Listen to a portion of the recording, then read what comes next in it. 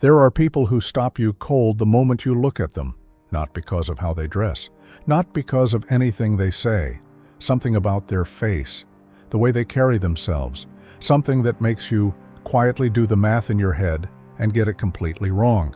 You assume late 30s, you find out they're 54, you assume mid-40s, you learn they're 61.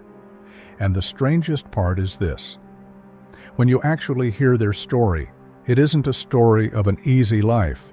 These are people who have been through enormous things, loss, betrayal, long periods of real darkness, in many cases, more hardship than the people around them who look a full decade older. So what is actually happening? Carl Jung noticed this. He spent decades sitting across from people at every stage of psychological development. And one thing kept coming back. People who had moved through genuine spiritual awakening carried a different kind of vitality, not explained by genetics, not by healthy habits alone, something more fundamental. And when Jung traced it back to its source, what he found completely dismantles the story most of us tell ourselves about what aging actually is. Most of us believe aging is simply what time does to the body. Wrinkles are years. The heaviness that settles into a person's face by middle age is just the unavoidable price of living. But Jung's observations pointed somewhere else entirely. He believed that a significant portion of what we call aging has almost nothing to do with time. It is accumulation, the weight of everything we refuse to feel, every emotion pushed underground because the surface felt too fragile, every version of ourselves we abandoned to keep the peace, every truth we swallowed to survive in systems that were quietly consuming us from the inside. And the moment a person begins genuinely releasing that accumulation, something starts to reverse. Not through anything mystical, through a very real shift in how the nervous system operates, how the face holds tension, how the body moves when it is no longer bracing against itself. The spiritually awakened person looks younger because they have put something down, something enormous, something most people carry until the very last day of their lives without ever realizing they were holding it. To understand what they put down, we need to understand what most people are carrying. Jung observed that the average person moves through adult life in a state of deep psychological compression, not by choice, because the world required it from them at a very young age. You learned fast. Certain emotions were welcome, others were not. Certain versions of you were praised and rewarded. The angry version, the frightened version, the deeply uncertain version that just wanted to stop pretending. Those versions got quietly pushed underground until they disappeared. Jung called what accumulated down there the shadow, not something evil, simply everything the conscious mind refused to own, all the feelings that had nowhere safe to land, all the needs that were never allowed to be needs, all the grief that got interrupted before it could complete itself. And while the conscious mind kept moving forward, the shadow kept growing heavier. Every year of not feeling what needed to be felt added weight, real neurological weight, the kind that changes how the muscles in your face hold, the kind that quietly shifts your stress chemistry in ways that compound across decades. Jung saw this in his patients, the ones still carrying years of unprocessed emotional material. They carried it visibly, in the set of their jaw, the tension around their eyes, the shoulders pulled slightly forward, permanently bracing against something they couldn't name. And that kind of containment, sustained over decades, leaves marks that no skincare routine touches, because the marks aren't on the surface. They live in the nervous system, in the baseline tension that becomes so familiar it stops feeling like tension and just starts feeling like who you are. This is what most people are carrying by their 40s and 50s. Not years, not experience, compressed, unresolved psychological weight. Now here is where everything shifts, because the spiritually awakened person, the one who makes people quietly miscalculate their age, has usually lived through more difficulty than the people around them, not less. If anything, the story of their life would seem to justify looking older, And yet, the opposite is true. Why? Jung's answer is what changed everything I thought I understood about aging. He believed it is not the difficulty that ages a person, it is the resistance to it. The suppression of what difficulty is asking you to feel. The person who has moved through genuine spiritual awakening has, at some point, stopped resisting. They learned, usually through enormous pain, to feel what is actually there instead of managing what they don't want to be there. And that single shift, from resistance to allowance, from suppression to integration, begins releasing the weight that was written into the face, the body, the nervous system. Jung was clear that this process is not comfortable. Genuine spiritual awakening is not the peaceful, glowing experience the wellness industry sells. It forces real encounters with everything a person has been running from, the grief never finished, the anger they were taught to feel ashamed of, the shame assigned to them before they had any capacity to decide whether it actually belonged to them. But when a person finally feels the grief they have been carrying for 20 years, something releases, not just emotionally, physiologically. The jaw unclenches that has been clenched so long the person stopped noticing. The breath drops lower into the body than it has in years. The muscles around the eyes begin to soften. The nervous system, which has been running a constant program of containment, receives a signal it may have been waiting years to receive. Something is safe now. You don't have to hold this anymore. And the people around the awakening person notice the change before the person themselves fully understands what is happening. They begin to look different, not younger in a manufactured way, younger in the way that registers as fundamentally more alive. But there is a specific mechanism behind this that most people never quite see. And it begins not with what the awakened person starts doing. It begins with what they stop doing. What they stop doing is performing. Think about how much energy goes into maintaining a version of yourself that was built to be acceptable, safe, to not disturb the comfort of the people around you. You learned early which parts of you were welcome and which were not. And over time, without consciously deciding to, you built a presentation, not dishonestly, automatically. The way children build presentations when the alternative is rejection or the withdrawal of love. Jung called this the persona, the mask that allows social life to function. There is nothing wrong with having one. The problem is what happens when the mask and the actual self drift so far apart that the person forgets which one is real.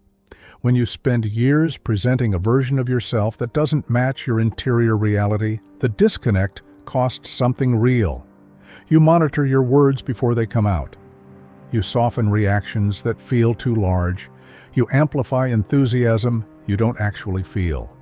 You hide the fatigue, the doubt. Every one of these small adjustments, happening dozens of times each day, keeps the nervous system in a low-level state of alert that never fully switches off. And a nervous system running on permanent low alert, sustained long enough, ages the face and body. The spiritually awakened person has put down the performance. Usually through a crisis that made the pretending impossible to sustain. A breaking point where something in them simply refused to keep going. And the moment the pretending stops, the energy consumed by maintaining it becomes available again.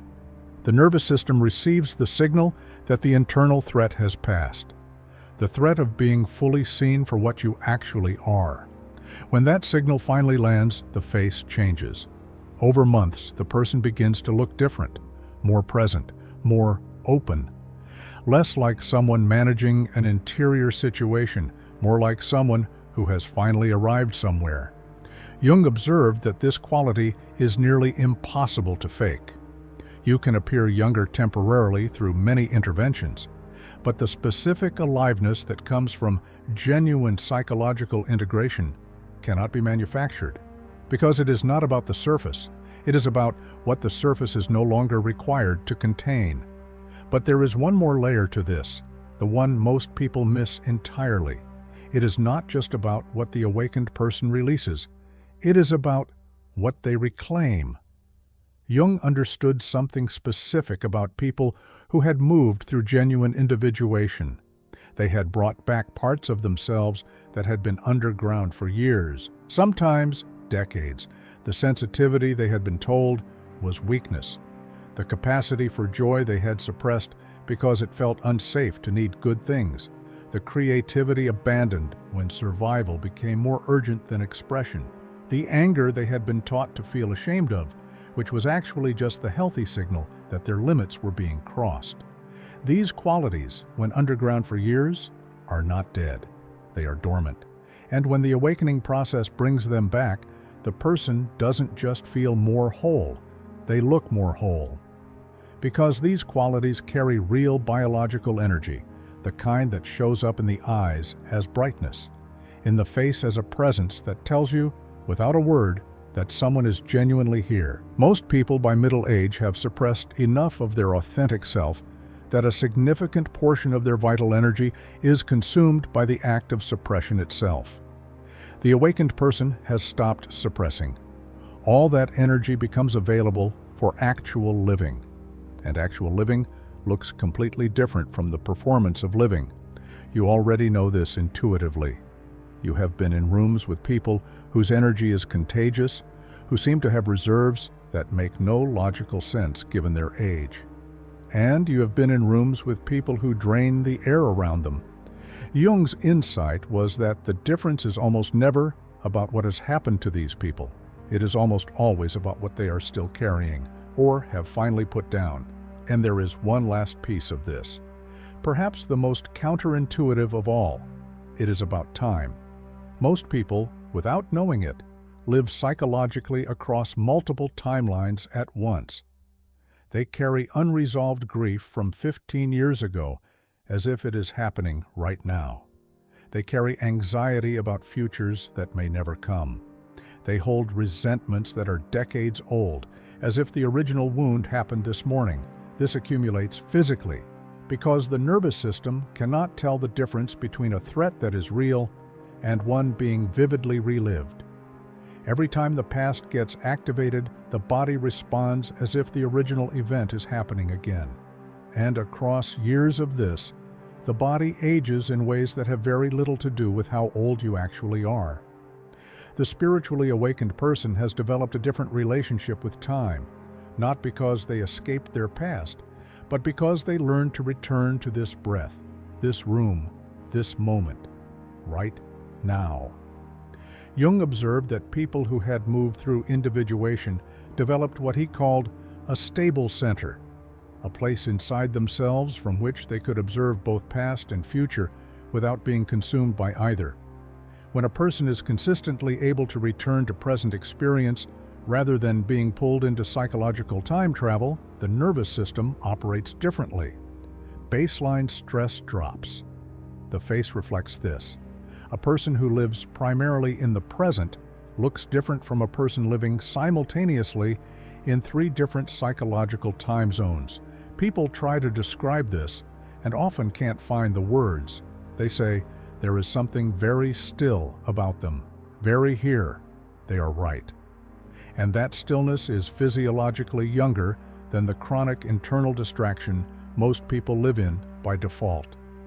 What you are beginning to understand now is why none of this is primarily about spiritual practices or anything external.